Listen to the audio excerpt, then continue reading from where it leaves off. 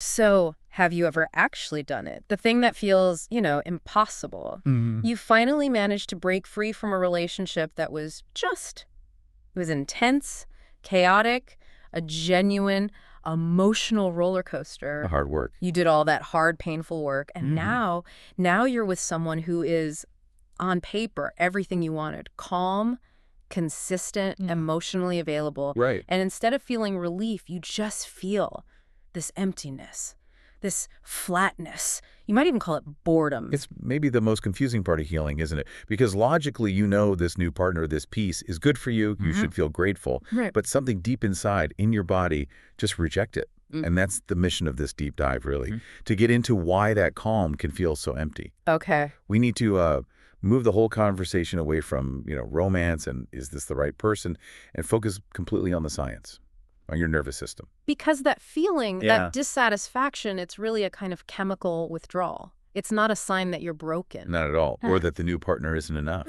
It's just a sign that your brain was, well, conditioned to run on chaos. That is the core finding, yes. The research we pulled together, it really frames toxic love as an addiction.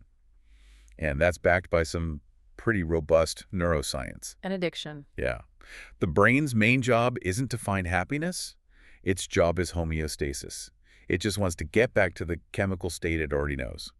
And if their state is volatility, that's what it will crave. Okay, so let's unpack that. This chemical conditioning, we learn a whole new emotional language in these relationships, don't we? It's completely inverted. Your whole emotional dictionary gets rewritten.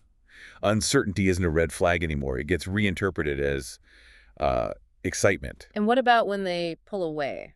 The silent treatment. That emotional withdrawal, it's not abandonment. Your brain learns that it's this intense, desperate desire. Inconsistency becomes hope. The hope that this time will be different. And the worst one, anxiety. That constant feeling of being on edge feels like attachment. That's the most insidious one. Can you give a real-world example? Like, how does that uncertainty actually become excitement in the brain? Okay, think about waiting for a text message. In a stable relationship, it arrives. You don't think about it. Mm-hmm. In a volatile one, you send a text and then you wait hours, Mm-hmm. maybe a day. And that horrible, anxious wait, when it's finally broken by that little ping, Right. that's a massive, massive flood of dopamine. Ah, so it's the relief that's the reward. Exactly. Your brain latches onto the relief, not the agony that came before it. So you learn to link the high stakes with the pleasure. A stable relationship without that spike just feels chemically bland. And this whole craving is driven by a pretty powerful chemical cocktail. What are the key ingredients there? In these cycles, your body is basically manufacturing its own drug habit. So first you have those massive, unpredictable dopamine spikes we just talked about. The reward system going haywire. Completely. Second, you are just swimming in cortisol and adrenaline, your core stress hormones. They keep you in a state of perpetual fight or flight. So your system is just wired for survival 24/7, always bracing for the next fight, the next rejection. Yeah, but that's the paradox, isn't it? If the body's wired for survival, why would the brain seek out a relationship that's threatening that survival? It seems totally backwards. Because it's trying to survive in the environment it was trained for. See, chronic cortisol doesn't just make you feel stressed. It changes your baseline. Okay. High cortisol keeps you vigilant. It keeps your energy artificially high, and it starts to make you interpret calm as, well, as danger, or at least a lack of engagement. You feel alive when the adrenaline is pumping. And a calm, stable relationship just doesn't have that stress input. No. So the brain thinks something's missing. It thinks vitality is missing. Yeah. And the third chemical, this is the one that really cements the whole cycle, oxytocin You cuddle. chemical. How does that become part of the addiction? Well, oxytocin is released when we feel safe and connected. Yeah. In a healthy relationship, that's a pretty steady release. Mm-hmm. In a chaotic one, it's released intensely, but only after a huge conflict. And then you make up. You have a terrible fight. You hit this extreme low of fear and pain. And then reconciliation. And that creates this huge blast of oxytocin. And that's trauma bonding. That is the insidious loop of trauma bonding, yes. Pain leads to intense relief, which leads to this feeling of closeness, which then cycles right back to fear, and then more pain. You get addicted to the intensity of the relief. Wow. I mean, that completely redefines the idea of the spark. We're all told to look for the spark, but what you're saying is that feeling is often just anxiety. Absolutely. When scientists look at brain activity during those intense early stages of a relationship, The ones people describe as having chemistry. Yeah. They don't see deep, steady engagement. They see the amygdala, the brain's fear center lit up. They see huge dopamine volatility. It's fear-based anticipation. The sources are clear on this. People with attachment wounds are often more drawn to emotional unpredictability. That anxiety is the baseline they recognize as love. So when the healthy partner comes along, their system is activating the parasympathetic nervous system, rest and digest. Right. And releasing serotonin for stability, keeping cortisol low. And here's the tough part for you, the listener, to hear. A nervous system that's been trained by a trauma bond. It interprets all that calm and predictability and safety as emptiness. It's not looking for love. It's scanning for the chemical signature of survival. And if the danger is gone, It assumes the connection must be gone too. your body is literally screaming, where's the chase? Where's the threat? If I'm not anxious, I must not care. It's a physiological rejection that can sabotage the best thing that's ever happened to you. Which brings us to a bigger point. This isn't just about one bad relationship. It's about chronic stress. That's a critical link to make. Yes, chronic stress, whether it's from a volatile partner or constant money problems or an unsafe environment. It teaches your nervous system to stay on high alert all the time. And you mentioned before that these stress responses can start to feel like part of your personality. What does that look like? We confuse survival strategies with character flaws. For example, always being the one looking for what could go wrong, scanning the horizon, or the person who just can't relax. That's hyperarousal. That's a survival stance. And the other side? The other side is feeling numb, disconnected, or being proud of being so productive when you're actually completely burnt out inside. That's often hyperarousal. The freeze state, these aren't you. They're what your nervous system did to cope. To really get this, we should talk about the window of tolerance. That's a key concept here. How would you define that optimal zone? The window of tolerance is that ideal state where you can handle life. You can think rationally, you feel grounded, and you can manage stress without getting completely overwhelmed. It's where you have access to your full self. And trauma and chronic stress shrink that window. It gets much, much narrower, pushing you to extremes. Right. What are those two states when you're pushed outside the window? You usually swing into one of two places. First is hyperarousal. That's your classic fight or flight. So anxiety, racing thoughts. Exactly. Hypervigilance, feeling reactive, maybe angry. You are mobilized, ready to fight or run. And the flip side of that coin is hyperarousal. That's the freeze response. It looks like emotional numbness, emptiness, brain fog. You can't think clearly. Maybe even physical collapse. If you're someone who just checks out when things get tough, that's hyperarousal. What's so wild here is that for a system that's conditioned by chaos, stillness itself can be the trigger. Yes, that's so important. When the external threat is finally gone and things go quiet with a stable partner, the quiet can trigger panic. The body learned that the moment of stillness, the moment you let your guard down, is right before the other shoe drops. So the quiet means brace for impact. It means danger is coming, but it's hidden.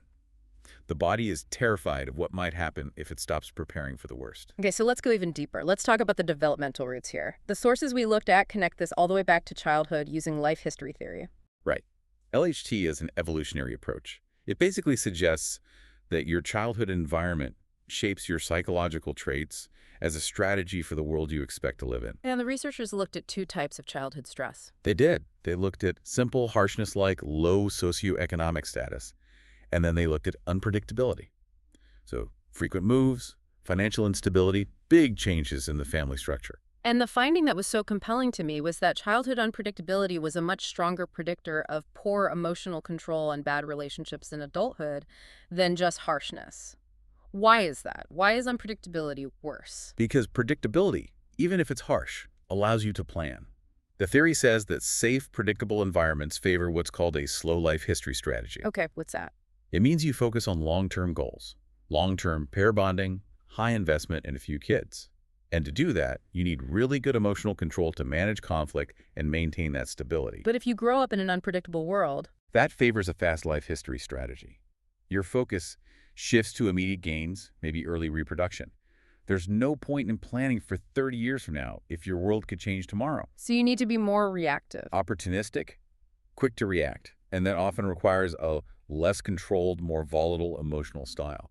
And one of the studies actually tracked this over a lifetime. It's like a cascading effect. It is. The study showed how early life, Unpredictability between ages 0 and 4 predicted lower relationship quality later on. First, the unpredictability led to the mother being less supportive. Mhm. Then that led to less secure attachment in adolescence, and then that led to more self-reported problems with emotional control by age 32. It's a chain reaction. Okay, here's where it gets really interesting for me, though. How does having low emotional control actually become an adaptive strategy and not just, a flaw? It's about its function in a certain context. The study noted that the link between unpredictability and poor emotional control was strongest during the peak reproductive years, ages 14 to 43. And why is that significant? Because in an unstable world, being highly reactive, quick, forceful, even impulsive, can get you short-term wins. It might secure a resource right now or scare off a competitor.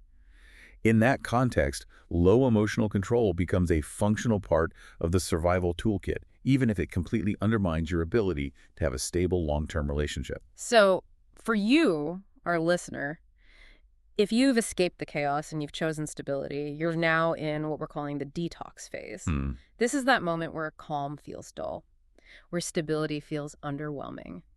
And this is the danger zone. This is where people confuse healing with settling. And that confusion is exactly where it all breaks down. It's a genuine withdrawal, Hmm. and it's painful. Your brain misses the dopamine, it misses the adrenaline, it misses that intense relief after the pain. Yeah. And without that rush, people will sabotage a perfectly good relationship or even run back to the chaos just to feel something again. They mistake that chemical chaos for passion. So we have to completely flip the script. The new philosophy has to be, if chaos felt alive, then healing is about regulation. Precisely. Healing is not exciting. It's a slow, gradual process of your nervous system adjusting to a new, lower baseline. A baseline where calm feels safe, not empty. It's the phase where your cortisol finally drops. Yes, and dopamine becomes a steady stream instead of these wild bursts. Anxiety starts to lose its power over you. You're moving from the pace of urgency to the pace of recovery. So knowing that peace is going to feel uncomfortable before it feels good, what are the actual practical steps we can take to retrain the brain? It has to be behavioral. You're building a new body of evidence for your nervous system.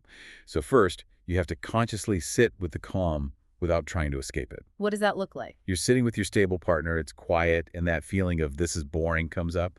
The goal is to just let it be there. Don't pick a fight, don't feel the silence, just notice the discomfort. Okay. And the next step? Second, you have to learn to notice your anxiety without obeying it. The anxiety will scream, this is boring, something's wrong, run. You just name it. Oh, that's my conditioned anxiety talking. Yeah.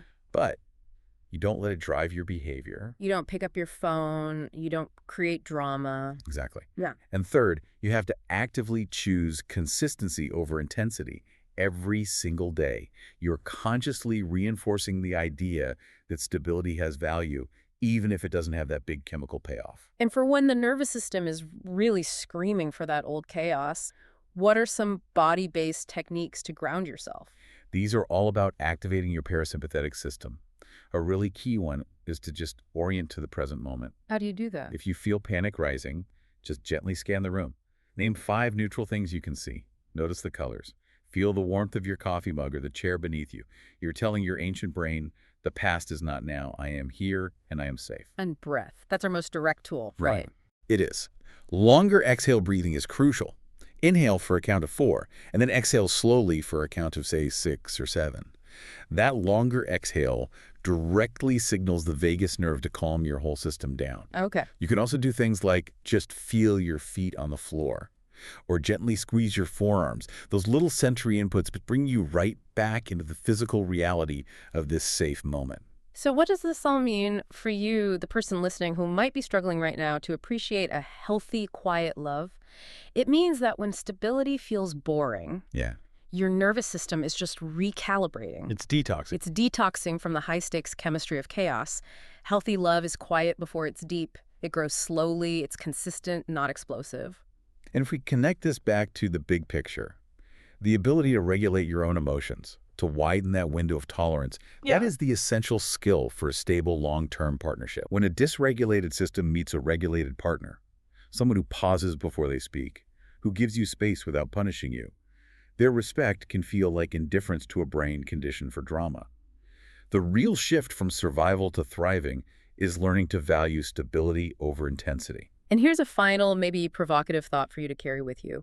If you spend every moment in your new, stable life just waiting for the other shoe to drop, you are robbing yourself of the quiet joy and the beauty that's right there in front of you. Healing is learning to let go of that emotional armor, that vigilance. It's recognizing that finally lowering your guard isn't a sign of weakness. It's the truest sign that you are finally safe.